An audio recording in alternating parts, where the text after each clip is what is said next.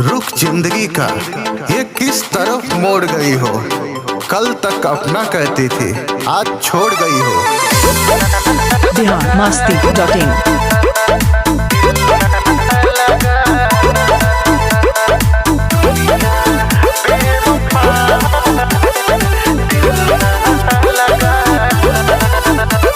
ये दुनिया बेवफा है, दिल ना लगाना।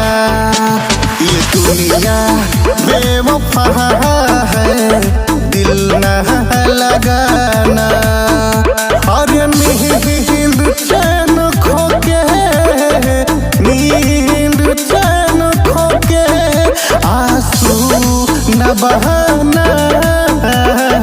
दुनिया बेवफा है, दिल न लगाना। ये दुनिया बेवफा है, दिल न लगाना।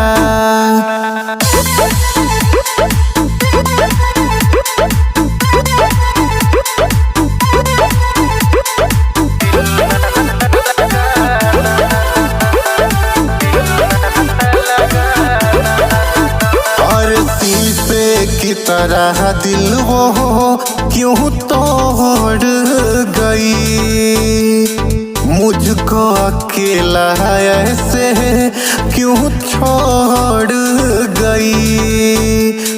मुझको अकेला ऐसे क्यों छोड़ गई। से की तरह दिल वो क्यों तोड़ गई, मुझको अकेला ऐसे क्यों छोड़ गई। दर्द है दिल तेरा, दर्द है दिल तेरा, सुने न जमाना। दुनिया बेवफा है, दिल न लगाना। ये दुनिया बेवफा है, दिल न लगाना। दर्द में जाम पे जाम पिया है, अरे जा बेवफा, ये जिंदगी तेरे नाम किया है।